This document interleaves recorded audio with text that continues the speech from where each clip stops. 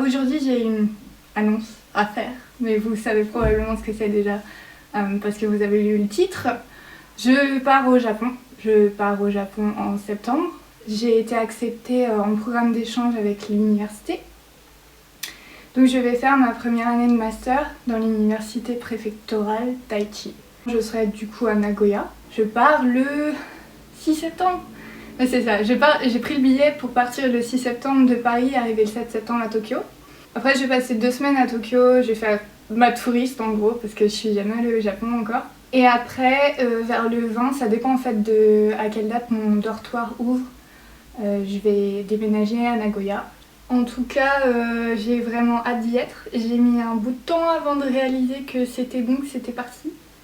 Parce que ça paraissait très loin le Japon et très impossible au niveau budgétaire, au niveau compétences linguistiques aussi. Du coup, je suis un peu encore dans un nuage, on va dire. Bon, maintenant, je vais vous expliquer la procédure pour partir avec votre fac. Évidemment, ça dépend de chaque fac, mais grosso modo, c'est toujours la même idée. Vers décembre-janvier, les profs vont sûrement commencer à parler des programmes d'échange. Si jamais ils vous en parlent pas, posez des questions, renseignez-vous parce que ce serait bête de perdre une occasion pareille. Nos profs ont commencé à en parler quand on était en deuxième année surtout. Ils proposent pas les programmes d'échange aux premières années, à part si vous avez vraiment un niveau excellent. Il me semble que quand j'étais en L1, ils ont accepté une personne en programme d'échange, mais c'est tout.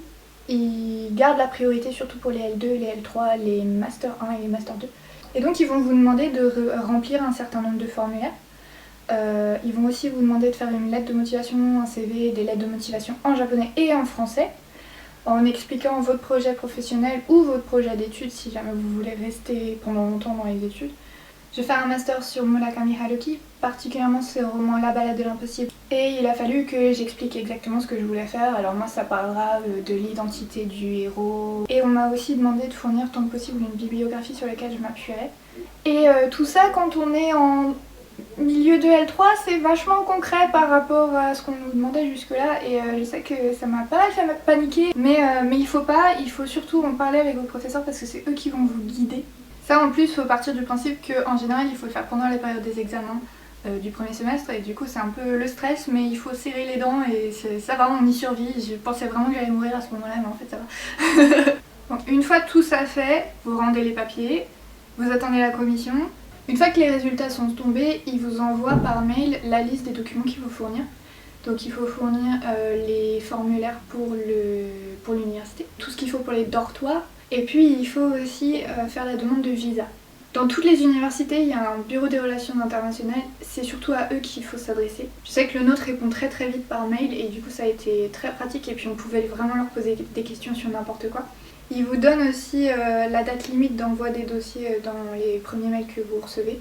Des fois c'est un peu flou, je vous conseille fortement de prendre, si vous avez plusieurs dates, de prendre celle qui est la plus tôt et décider que c'est celle-là à laquelle vous allez rendre tous vos dossiers.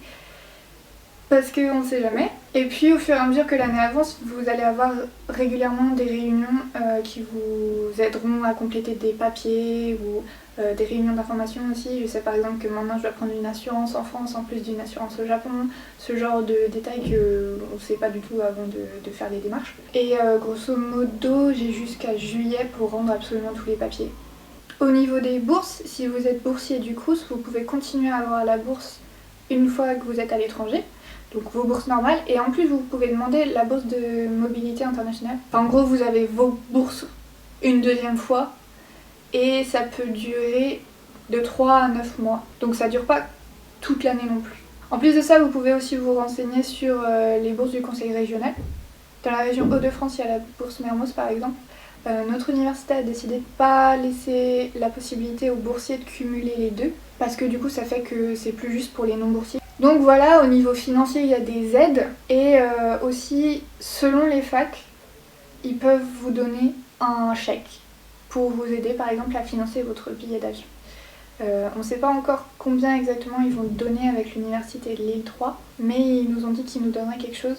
En gros, ils reçoivent des aides de l'État et ils la divisent avec tous les gens qui partent. Et du coup, on en a chacun un petit morceau. Autrement, est-ce que j'ai oublié quelque chose ? Au niveau du visa, il faut forcément passer par Paris à un moment ou à un autre.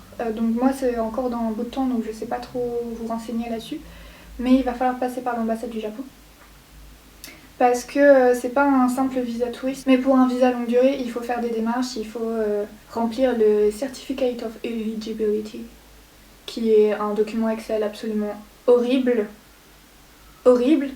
Cela dit, c'est pas le seul document Excel horrible à remplir parce que les Japonais adorent les formulaires très difficiles à remplir au niveau technique.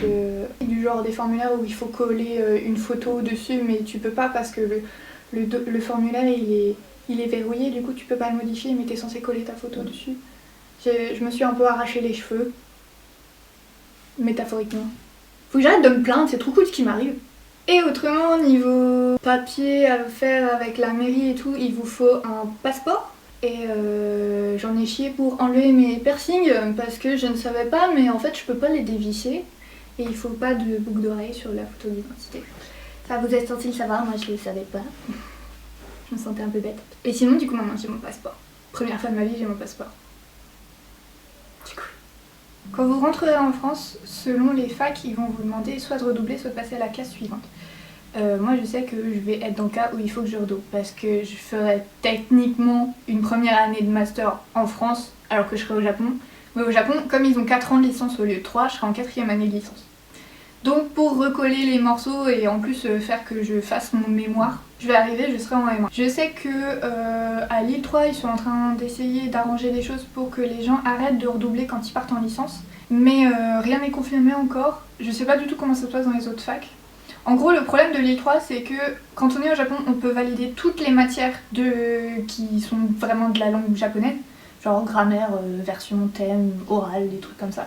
Mais on peut pas valider les matières qui doivent être écrites en français, du genre histoire, littérature, ce genre de choses, parce qu'on revient trop tard pour les rattrapages.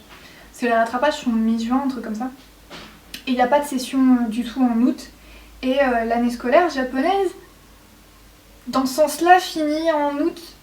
Enfin, les vacances d'été sont en août. Du coup, les gens ils restent jusqu'à mi-août en cours. Et ça pose problème. Donc ils sont en train de voir pour que les gens valident leur matière à l'avance, un truc du genre, c'est un peu compliqué.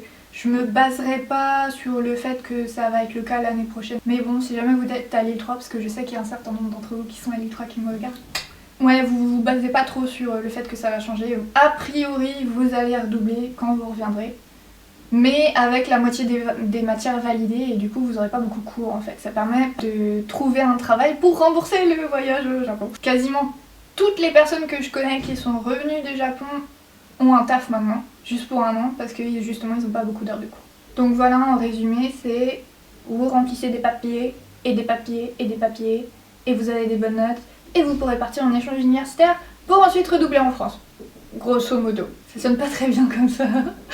Bon, en vrai c'est cool et c'est pas très grave de redoubler, de toute façon tout le monde redouble à la fac, ça c'est bien connu. Hein.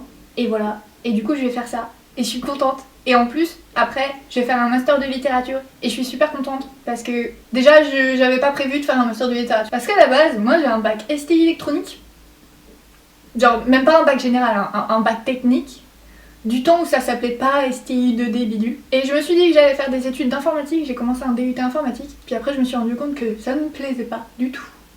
Alors j'ai tout foutu en l'air, je me suis rasé la tête, véridique, et j'ai décidé d'apprendre le japonais.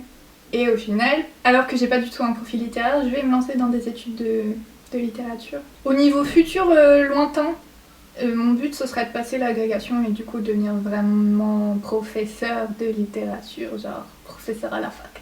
Je pense pas que je vais trop vouloir m'orienter vers la traduction parce que j'ai des cours de traduction, notamment en anglais, et ça me fait pas tant que ça marrer.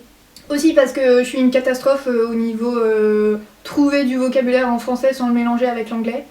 Je trouve que dans mes vidéos je me démerde vraiment pas mal par rapport à comment je parle en vrai. Parce que je suis du genre à dire des verbes en anglais mais à les conjuguer en français au milieu de ma phrase et je fais pas du tout exprès. Et mes amis me font même pas remarquer. En gros j'ai le syndrome du bilingue sans être bilingue, enfin... Je sais pas si un jour je vais commencer à faire ça en japonais, ce serait marrant. Sinon voilà, mon programme quand j'arrive au Japon c'est de faire de la touriste à Tokyo, mais j'ai pas encore prévu précisément ce que je veux faire. Je sais que je veux aller genre à Shibuya, Harajuku, Asakusa, ce genre de trucs. Mais si jamais vous avez des recommandations, des idées de trucs à faire, j'ai prévu, mais je dis bien prévu parce que c'est peut-être pas sûr que ça va arriver, d'essayer de filmer quand je serai là-bas et genre filmer ma vie tous les jours. Alors je sais pas comment on dit en français, mais j'ai envie de faire des vlogs. Je sais qu'il y a des gens qui disent vlog. On va pas se lancer sur ce débat-là, hein. Et du coup, bah, ça va dépendre en fait de ce que j'ai prévu de faire, de comment je me sens là-bas aussi, parce que l'idée de sortir avec une caméra à bout de bras et de genre parler, ça va faire très bizarre.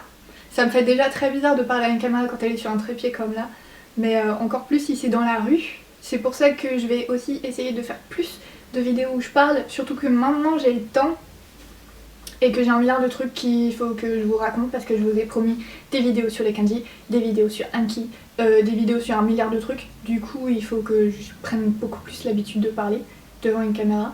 Donc ça, ce sera le prochain challenge. Je sais pas non plus si l'année prochaine je pourrais tant que ça continuer les vidéos de danse, parce que je sais pas si j'aurai d'endroit où filmer tranquille. Là j'avoue que j'ai un appart qui est bien pratique où je peux virer la totalité de ma chambre et du coup ça me sert de salle de danse.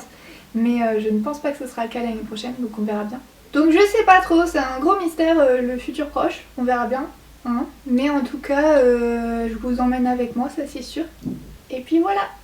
Laissez-moi du coup des recommandations sur ce que je devrais faire quand j'arrive à Tokyo, ce sera cool. Je vous laisse là-dessus. Je suis beaucoup partie dans tous les sens, mais ça fait du bien d'être un peu relaxée comme ça. Voilà, à la prochaine!